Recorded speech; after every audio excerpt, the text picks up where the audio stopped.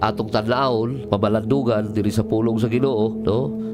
Makita nato sa unang Tesalonica chapter 1 verse 4 o hangtod sa bersikulo 10. Ako ning basahon ulya with a prayer, no? Og sa dili pa akong ideklara sa matag usa nga nagapatalingog sa pulong sa Ginoo nga in our lives, in our family, in our ministries, in our generation, Jesus Christ is Lord. Mga igsoon, nasayon kami nga ang Dios na higugma kaninyo o gipili kamo niya aron maiya. Kay nagwali kami sa maayong balita dili sa pulong lamang kundi sa gahom sa Espiritu Santo. Hugot ang among pagtuo nga kini matuod gayon. Nasayon kamo giunsa namo pagkinabuhi samtang kami uban pagkaninyo alang lamang sa inyong kaayuhan. Gisundog ninyo kami og ang Ginoo og bisag nag-altos kamo pag-ayo gidawat ninyo ang mensahe uban sa kalipay nga gikan sa Espiritu Santo. Tungod niini nahimo kamong panag-ingnan sa tanang magtotoo sa Macedonia o sa Akaya. Pinaagi kaninyo ang mensahe mahitungod sa Ginoo mikaylap sa Macedonia o sa Akaya. Mikaylap usab sa tanang dapit ang balita mahitungod sa inyong pagtuo sa Dios, busa dili na kinahanglan nga amo pakining isulti. Sila mismo nagbalita giunsa ninyo kami pagdawat sa among pagduaw kaninyo o nga bibiya kamo sa mga Dios aron sa pag-alagad sa matuod buhi nga Dios. Nagbalita usab sila sa inyong pagpaabot sa iyang anak nga si Jesus nga muanhi gikan sa langit.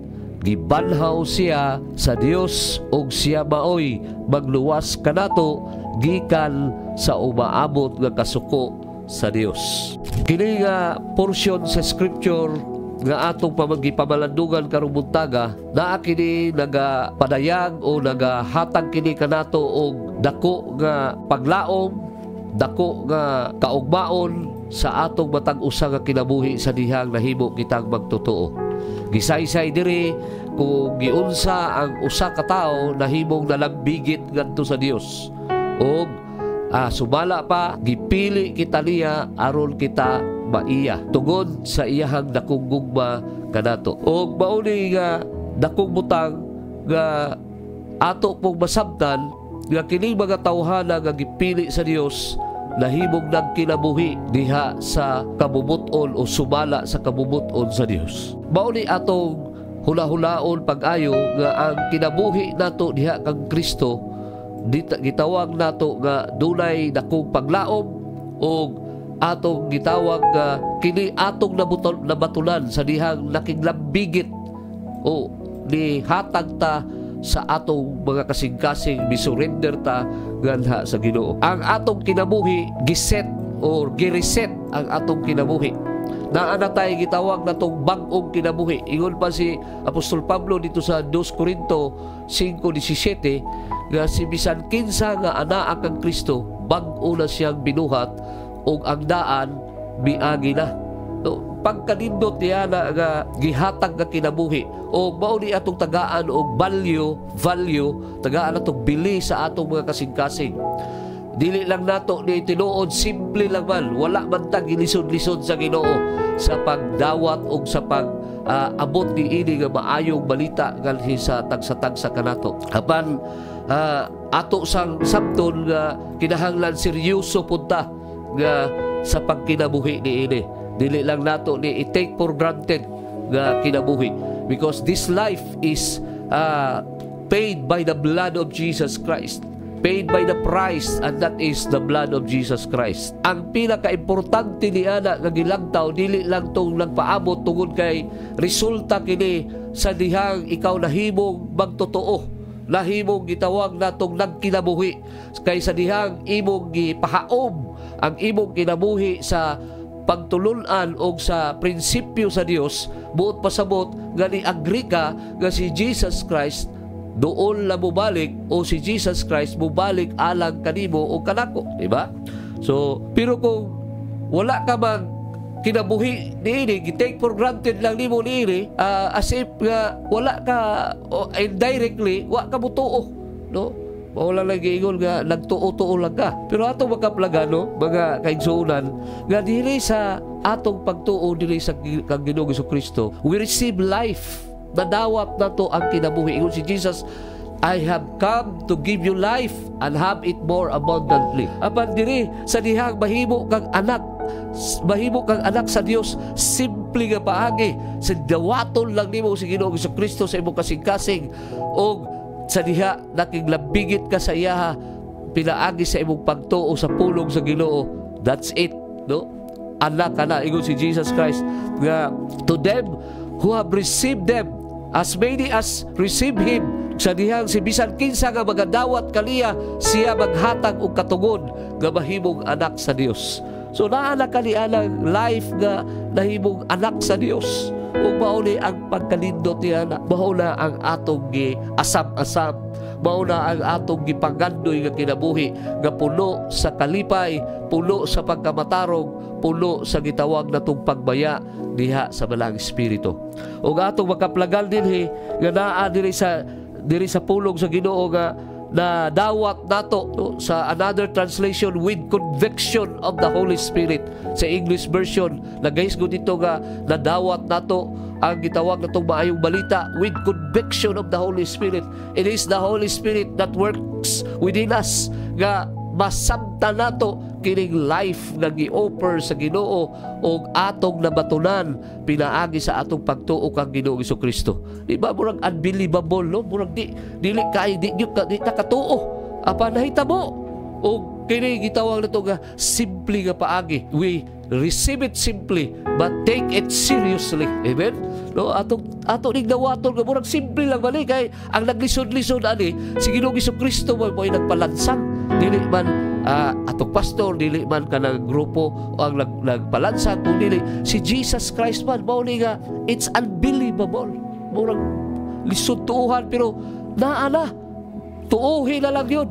O never dawata na o ayaw na buhiin na nga klase sa pagtuo, because that's yours. This is life. Mao gini tinuod nga kinabuhi. Then secondly, atong makaplagan nga kini nga kinabuhi gitawag natong unlimited. Not only unbelievable but unlimited life, no?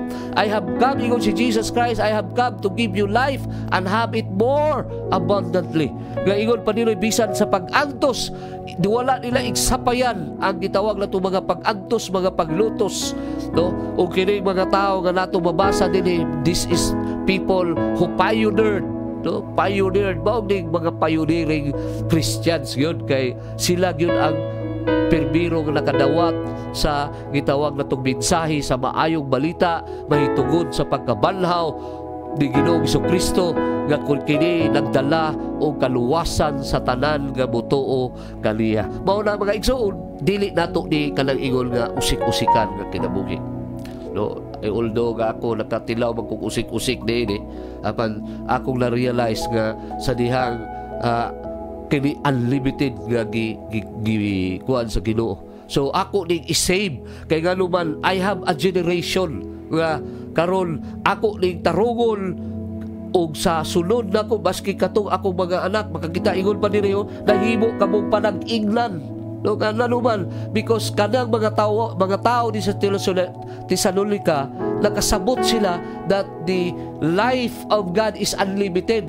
So kinahanglan nga dili ni siya kanang gitawag na to nga iwaldas o kanang gikuhan kana lang murag i-take for granted lang, kun dili i-manage ni siya aron mapasa ni nga kinabuhi ngadto sa uban pa hangtod sa pagbalik ni Ginoong Jesucristo. For today ato pang masinati ang unlimited gitawag nato nga privilege, no?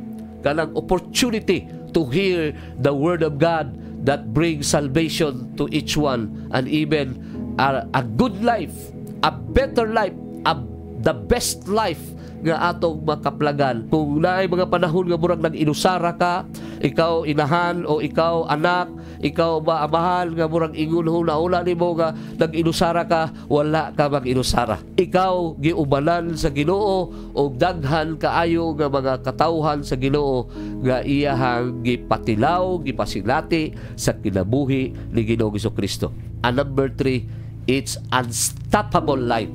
Mao ni kinabuhi nga di yun kapunggan, no? Ingon pa nila ang baha mapunggan pero ang gugma dili yun. Pero kini kinabuhi mas labaw ni kinabuhi diha kag Kristo. It's unstoppable. Og salamat sa Ginoo nga usa niini igsoon kini Eagles Ministry Crusade, usa sa mga gigamit sa Ginoo nga ang ebanghelyo sa Ginoo mikaylap na, no? Mipuno na, gitawag nato na nga buntag unto hapon lang yun ang gitawag na itong buhing tubig program nga makadungog ta sa pulong sa Ginoo. This is unstoppable. Dili lang ni pila na katuig, 11 o 12 years na, no, Pastor? 12 years na ang atong Eagles Ministry Crusade, but I will say that this will not end. It will continue aron daghan pag makabot nga mga katawhan apan akong isulti kanimo nga sinatiag yun si Ginoong Jesucristo, because in his life sa dihang naa kaniya ng kinabuhi, makaingon ang mga tao, makaingon ka, it's unbelievable, it's unlimited, and it's unstoppable. Daghang salamat o maayong buntag kanatong tanan.